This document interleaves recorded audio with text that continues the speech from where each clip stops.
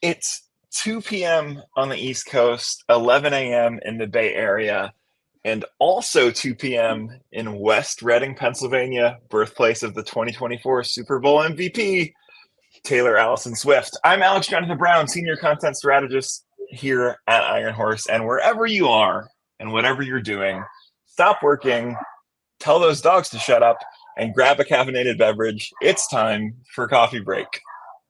We do these once a month.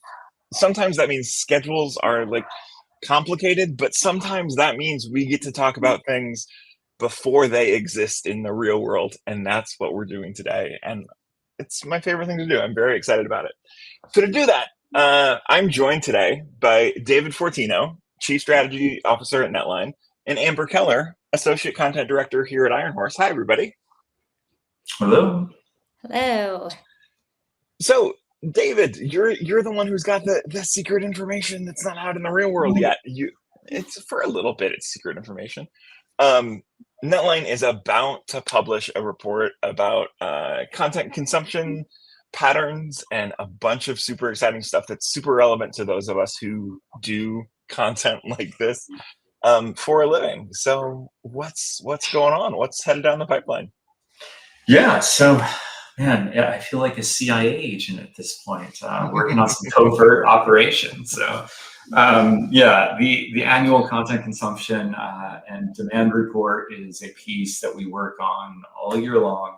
It's based upon all of the first party data that we process over a year. In this case, we processed a little over 6.4 million first party fully permissioned leads on behalf of our clients around the world. And so what's most exciting about that is that it's not just the count of the leads, but it's all of the behavioral insights that are associated to each one of those users, right? And so there's about 18 different attributes per individual. Then there's hundreds of different types of activities these individuals can take, and close to 300. There's 37.5 million different ways to actually slice and dice the ICPs that we're covering. So job function, job level, job area, industry, sub-industry, company size, you name it. Anyways, massive amounts of data. So it's a lot of effort that goes into the report. And it was really started, I believe, about 7 years ago. And it was our first attempt at trying to give back to the industry, right? So much of the industry focuses on surveys or projections. And largely, those are always very opinion kind of oriented and influenced, at least. This report's all about letting the data do the talking. And so we do that our best. We try to inject maybe some closing hypotheses. And if we do, then we make that very clear that these are simply our injection of personality into the report. By and large, it's about educating today's demand gen marketer about being more successful tomorrow. I love the CIA analogy, actually, and I love your report because even with all of the great content tools out there, I still think that most content marketers would agree with me that it's like reading the tea leaves. It's really hard to get the kind of insights that we need about our content to find out if it's really making a difference when it comes to conversion, to opportunities, to ROI. Those surface level content metrics are not that helpful to me when I'm planning and trying to figure out what my buyers really want to know and what will really help them make the decisions that they want to make, which is the thing I love that you were talking about. I think it was in our conversation before we turned on the cameras here, but we were talking about at the end of the day, the buyers are humans. We're not selling to accounts. We're selling to people. And one thing that we can lose sight of sometimes, and I try not to, is those people want to buy. They're out there looking for content and information because they actually need a solution to a really important business problem that they have. Absolutely. Right. One of the things that when you previewed some of the data with us, one of the things that really caught my eye, and we talked about a little bit before we went live today, was that the demand for gated B2B content just keeps growing. And I'm just curious, what are some of your, well, do you want to give us the stat there? And then what are some of your thoughts about why that is? Yeah, so it's up, what is it, 14% year over year, and it's been up over 77% since 2019. Clearly, both staggering metrics. I think people are thirsty for differentiated, high production, high value content. Quite honestly, when you start looking around kind of what's happened over the past year, especially with the advent of AI created content, it almost, at least from my side, we're expecting this to accelerate for the fact that AI has yet to fully create something like the report we're talking about, right? Where it can distill massive amounts of information really quickly into kind of nice, concise bullets and so on. It can't design a piece that has original editorial, original first-party source stats that aren't publicly available.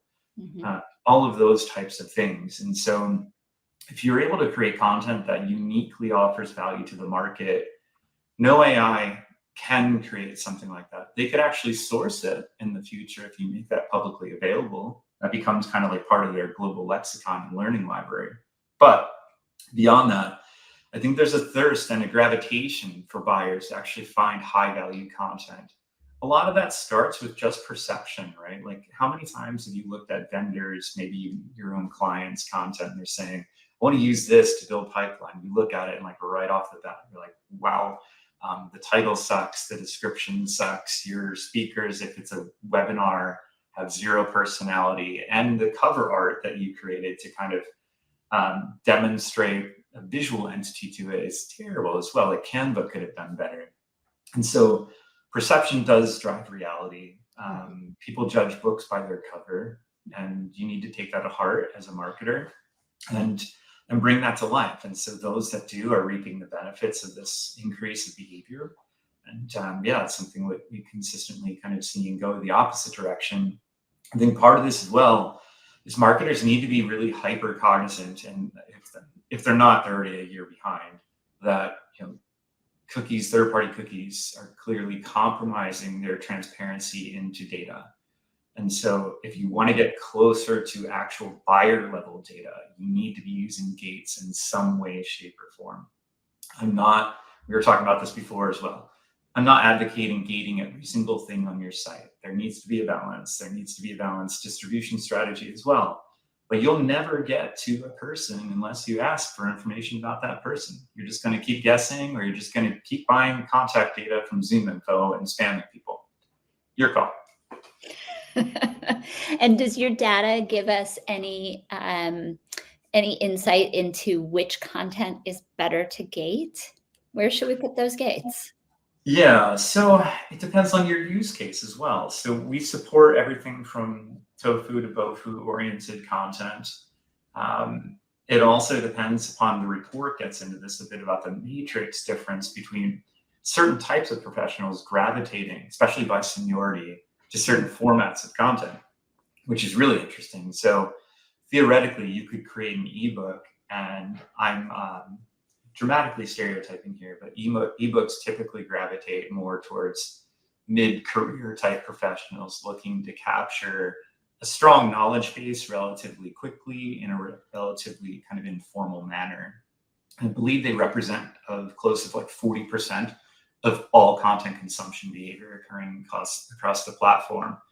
That said, you look at something like a case study, those are relatively small volume players from a format perspective, but highly in tune with making purchase decisions. Specifically, users who registered for a case study in 2023 were 78% more likely to be making a purchase decision related to the content that they downloaded or registered for within the next 12 months.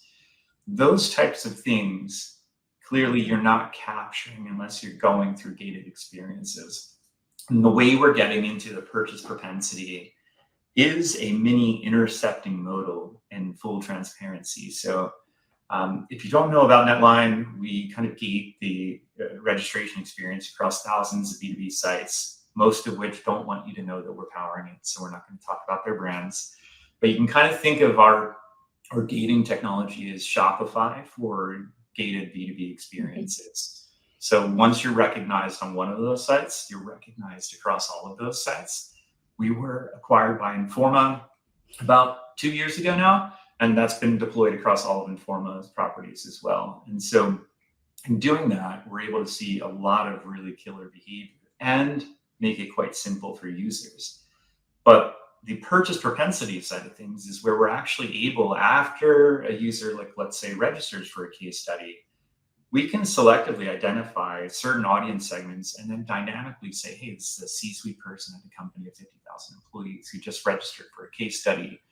Fire a modal based upon that specific PII and ask them about their primary pain points, their urgency to address those pain points, and the time frame to address them. And so it's as close of like a BANT first-party generated lead that you can get, and that kind of insight gets translated and delivered into this report. The case study point is interesting to me as well, because in your model, of course, you're providing case studies to people and they've already registered. So they will, if they get promoted a case study, they're going to, and they want one, they're going to get it. But I would say that most marketers on their own websites don't gate case studies. Right. So this is a great opportunity to actually get that data and understand, yes, those do work, as we suspect. Yeah, and it's always just that balance. And I struggle with this myself. You know, there's content on our own corporate site that's ungated. A lot of the stuff that we put a lot of effort into is gated. And the reason for that is data, right? On our side, I can clearly articulate close won opportunities based upon that. So if we start going upstream and saying like, let's ungate this and ungate that, that means our sellers don't know who to contact inside those organizations. That means we've got a multitude of tools telling us that company X is on our website for the last 37 seconds. Our sales team looks at me sideways with side eye saying, okay, who? And then the vicious cycle begins, which is like, well, we're going to contextually outreach. I would commonly say that's spam, to just people we think are possible prospects. While if you knew that Kate, who is a director of DG at company X, just actually downloaded these 4 assets, and by using other tools knew that they were around the web conversing with other professionals in other communities and expressing intent beyond your own website, that is how you truly understand the full buyer's journey. And so like when you look at behavior on your own website, only about 2% of your buyer's journey is actually happening there, right? And we'll get into some of this, but our footprint allows you to really have access to that 98% of the other buyer's behavior as they're going around accomplishing their journey and going about learning and researching and understanding not only the topics and pain points that are critical for them to understand, but who are the vendors solving these challenges.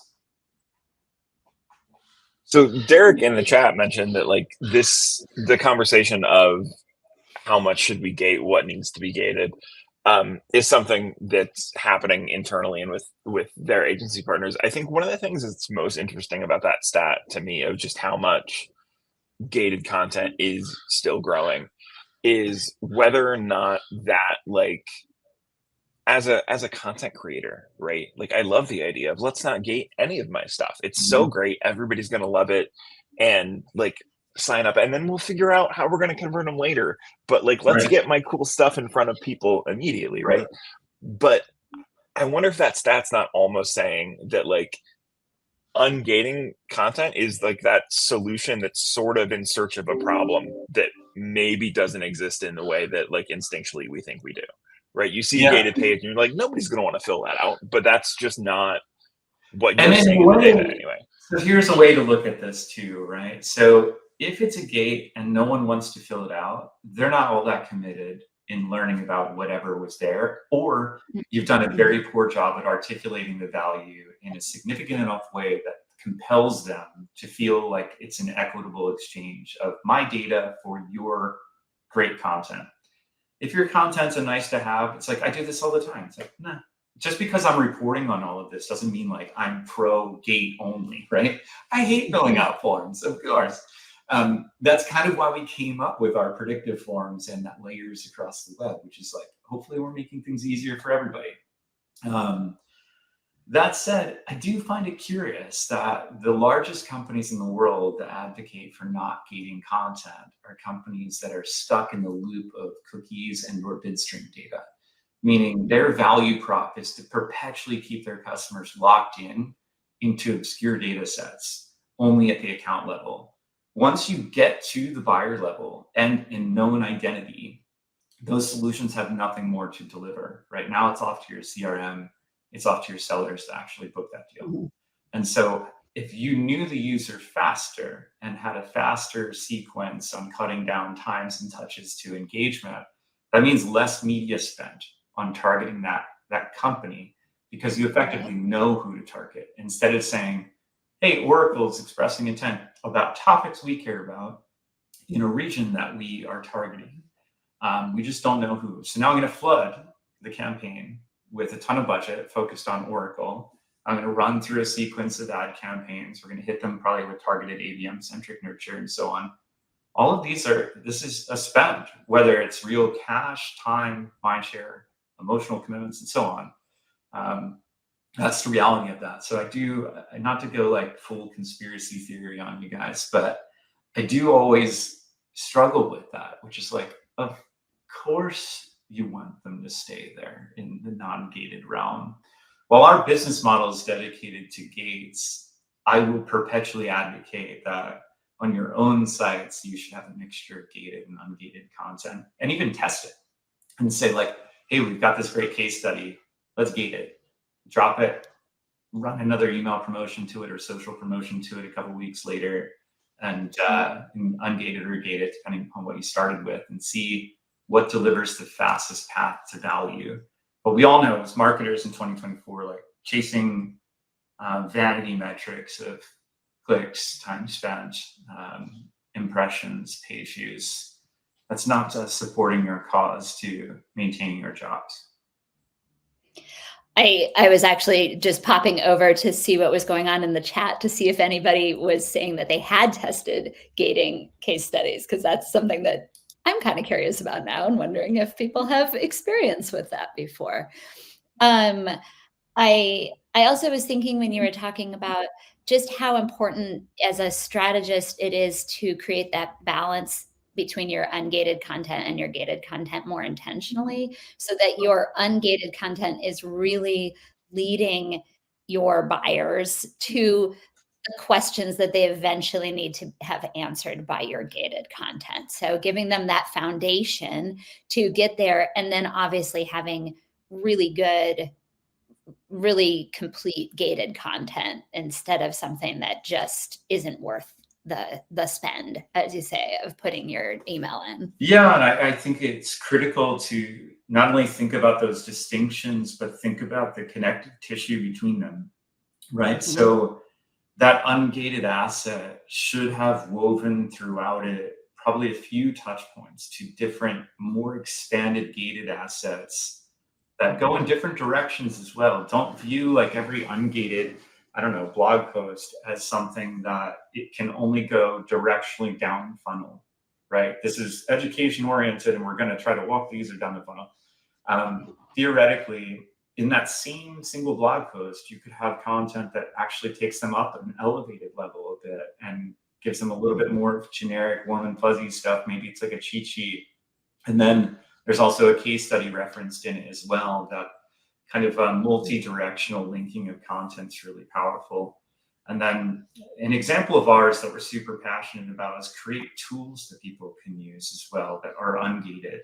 And so find like what are some really cool internal data points and or products that you have that no one else could build and no one else has, and externalize portions of that and let your prospects play with it. And so we've developed a tool called Audience Explorer, allows you to play with really high-level observations of the last 180 days of behavior occurring across our platform. You can slice and dice it based upon your ICP and go from there. There's no catch. We don't know who you are. We obviously do know the logo that's on the site, but it's more, again, about like our investment in try and be helpful for demand gen teams. And if you remember that, then you're more likely to come back to us and make a purchase when it's ready.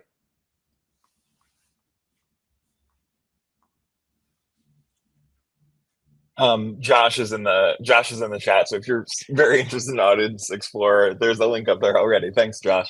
You're making our jobs easy.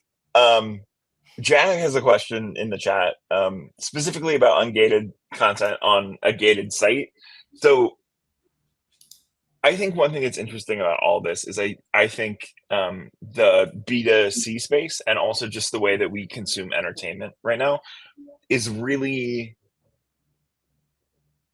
teaching us as consumers on how to get used to this gated versus ungated versus premium content, which is the thing that they're asking about in the chat. Like whether that's podcasts or the Patreon model, like we're really ingesting that idea of like there will be free content that exists, and then in this case, there's more stuff behind the gate.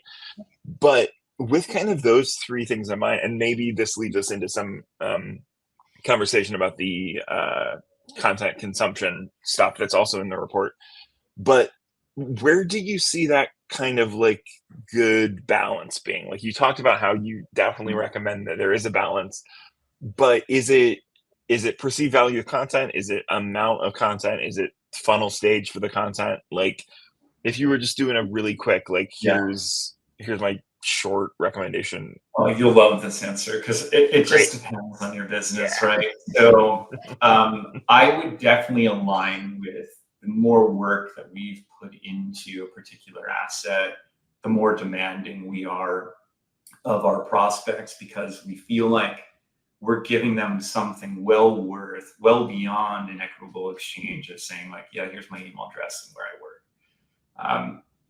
It's going to be a tool, not just a piece of content, but a tool to help them do their job better. If we're falling short on that, then we start questioning, does it need to be gated? Can we create mini derivatives of that asset that aren't gated and then still feed them up to a larger asset that could be? Like a lot of video for us isn't gated. Our KPIs for measuring that is very different, right? And so those assets are more just brand oriented, some thought building and awareness. But we're run from top down, very, very much focused on pipeline, closed won opportunities. It's always been that way. It's funny to read blog posts and you're like, as a marketer in 2024, you need to be associated to revenue. It's like what? But that's the reality. So the closer you can get there for your CMO and your CFO, the better off you are as a professional, the better off you are, you know, from a career perspective too, because like you can't be a marketer delivering really creative, playful things that don't translate in the pipeline. And if they do, if you can't figure out the attribution, even partial attribution, you're screwed. Like you have no case when things get tough. When things are fine, sure, you can have these philosophical debates about we've got this wonderful ABM motion and we're chasing this logo and so on. Completely makes sense. I've been part of these.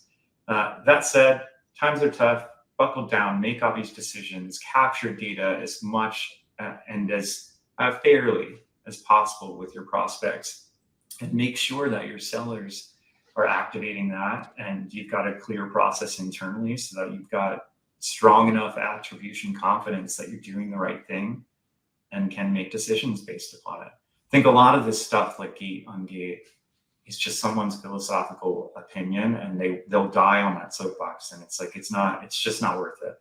Like especially these days, like it's okay, bite the bullet, do what's right for the business, keep your job, and then play with ungated stuff on the side too. I think we've been just kind of circling around this a lot too. I mean, what we're really talking about here is making sure, and the gates help us do that because then we know who we're talking to, making sure that our content actually speaks to individual buyers, right? The buyers that we were trying to target. Yeah. And, you know, we talked a little bit before about if you only have account level information, it's really hard to know who you're talking to. I know some of the data that you guys collect is at the the is it executives? It's at the user professional level. And so that's always really interesting to me, which users, which user types, which roles are accessing which kinds of content. And that helps me as a marketer be able to plan better content for those individual humans that we're actually trying to connect with. Like imagine that you could look at your entire buyer's journey, right, and go deeper than traditional account level intent. Like I break down intent data into really two simplified buckets: account level intent data and buyer level intent data. Mm-hmm. Account level intent data is very directionally helpful, super actionable from a programmatic perspective. All of those tools are designed to chase either cookies or IP addresses or maybe browser fingerprinting. Beyond that, your sellers start seeing there be less direct actions. They don't know which email address or phone number to call and so on. So they start doing the normal kind of very primitive hunting. Buyer level intent data is kind of like the last mile of intent data, where it's offering discrete transparency, not only just into the job level and job function of the people actually engaging with whatever piece of topic or content, but it's also going further into the transparency of what they are doing. And so all of the account level solutions that are out there are simply saying logo X is engaging with topic Y and their score is Z, or it's got 3 little flames next to it, or a green light, meaning they're engaged. And you as a client have no idea what that means. There is zero transparency into the black box of that scoring algorithm. And so buyer level intent allows for full transparency into that, which is, what are those users doing? Did they register for a case study? What was the case study titled? And this is not just stuff that's on your own website. This is completely across the web. Did they visit a web page about a topic that's in line with your needs? What was the title of the article that they read? And going really far, what offline events are these people going to?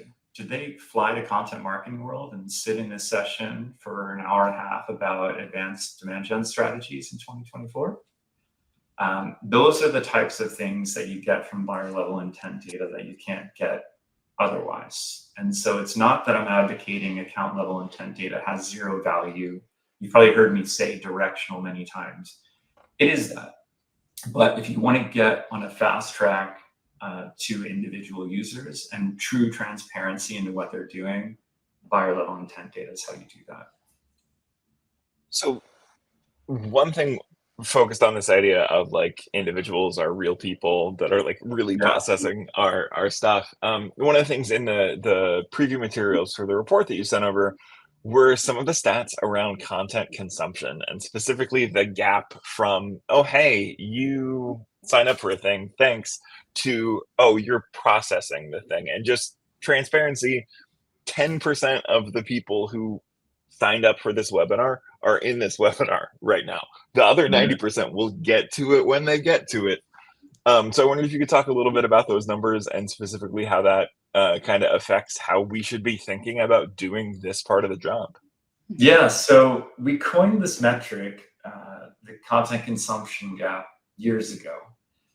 And it was something that it was just interesting to us, and no one was doing it. And I guess based on our position in the marketplace, we were like, well, we can start writing about this. But theoretically, everyone kind of can get to this stat. But it's the delta between when a prospect registers for something, a webinar, a case study, a white paper, you name it, and when they ultimately get around to consuming it. So that would be reading, listening, watching it.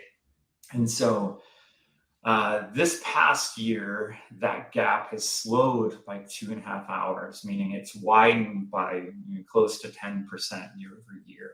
That's not good. What that typically means is that it's taking longer for people to dive into the content that they've registered for. Again, this is where we're getting into that gray area of us hypothesizing, but not making definitive factual statements as to why. The assumption actually gets back to the top, and that there's a ton of content being consumed. Yeah. They're being flooded with competing assets that are all making a fairly solid or strong case for why they'd want to register for it, but a lot of, I would say, weak conviction to do so on the end user side of things. And so knowing that does help you downstream. And so it's not just okay to say, okay, well, people are taking more time to get to this. And maybe certain people at a certain job level actually consume content faster. That's all covered in the report too. That's good to know. But again, how you action that. The real actioning starts right away, which is you need to look at your first touch point with that prospect. What are you doing from a nurture perspective? Are the leads being routed real time to a seller and or an SDR team? What are they saying and how are they saying it? If it's taking over 30 hours for the first point of kind of inflection and consumption of content, and your SDR reaches out saying, hey, thanks for registering for our webinar. Are you ready to book a demo? Maybe they'll say it a slightly more artful way. They haven't watched the webinar yet. Right. And like our report typically is 30 to 60 pages long. If a seller on our side say, hey, thanks so much for registering for the report. Would you like to learn more about our capabilities and so on? How about a demo? That's 60 pages of content. It's going to take them. They're not there yet. Correct. So again, this idea of like equitable data exchange in order to just receive the content, I'm a huge advocate on the customer experience side of treating them the same way, which is like, look, we have this data. We need to be mindful of this data so that our sellers aren't hitting them up with the wrong message at the wrong time. It's completely okay to say, even within minutes of registering for content, to say, hey, I'm Dave. I'm here to act as a resource when you've got questions. I know it's going to take you a little time to get through that asset named Y. In the meantime, if you have any questions, I'm here. If not, I'll drop you a note maybe in a week or so, and we can see if there's a fit and a space to chat.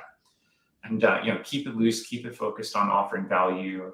Definitely don't lean towards any salesy language. Preferably even have it not come from someone on sales, someone who's on CX or an onboarding specialist or someone like that, perhaps even a peer. Like if you're marketing to marketers like we are, it's really cool. I do this personally sometimes. If I see a senior level marketer that's engaged with our content, I'll drop them a note saying, hey, thanks. And this is completely non-scalable. Hey, thanks for checking it out. I'd love your thoughts when you get around to reading the report. And then, it's like a couple weeks later, I get a random note. And then from there, we're able to have a chat. And sometimes there's business that comes to that. Other time, no. And that's okay. And again, it's like that's building brand through just being valuable to a prospect that will translate into demand at some point. But you've got to be like philosophically committed to that or people won't get it, especially the non-scalable stuff. Right. And do you have data on whether it's different types of content have different length of consumption gap, or if different user levels? We do, and I would love to say I have it ready in front of me, and I don't. So you're going to have to wait until the report comes out. Okay. John's ready to kill me because I think he has it all. But yeah, the report covers all of that. It covers basically that matrix of different types of content.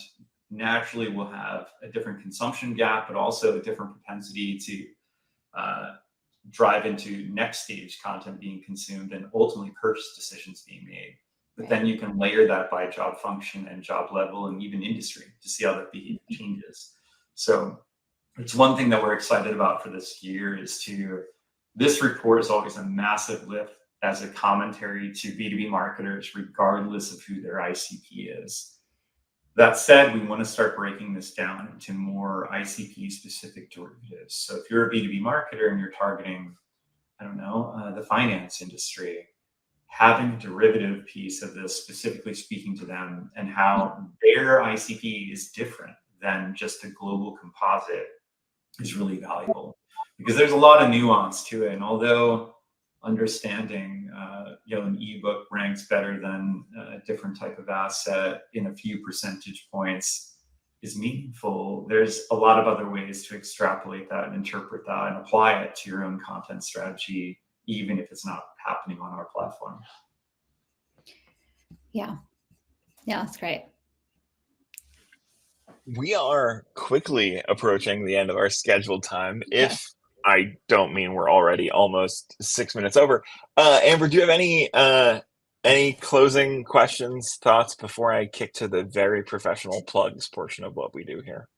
I mean, I have so many. That's the problem. I actually had to hold myself back from asking a follow-up question just now because I knew that we were at the end of our session. So hopefully we can come back and do this again sometime. I think just for everybody out there, I'm going to be thinking a lot about what that longer consumption gap means, that wider consumption gap means, especially in terms of the things that we were talking about with people are registering for more content. How do we make sure that they're not just so overwhelmed by the content that they're getting that they can't get to the content that they need?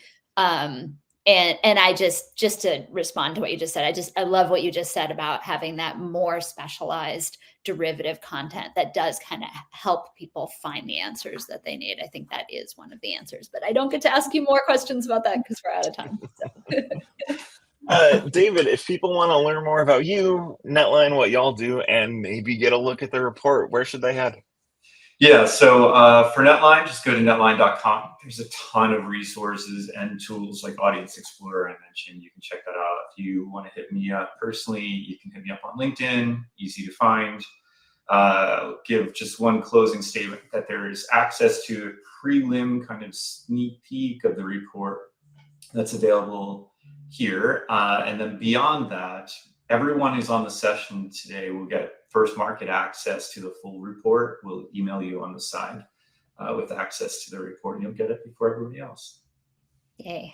Ellen just threw a link in the chat, and David, thanks for extending that. If you're interested in what we're doing here at Iron Horse, and specifically if you heard the conversation about that little dance between sales and marketing and how you're going to deal with the content gap, we have so much content on getting sales and marketing to work efficiently over on our website, ironhorse.io. It's where Amber and I write blogs and do a bunch of other stuff. So check that out. Go check Netline out. David, thank you again so much for taking the time. This was a super great nerdy chat. Derek enjoyed it. Derek's always in the chat. I love Derek. Anna, thanks. And until we do this again next month, coffee break's over. I guess we all go back to work now. Back to work, right? Grab another cup. Take care. Bye, everybody. Thank you. Bye. Yeah.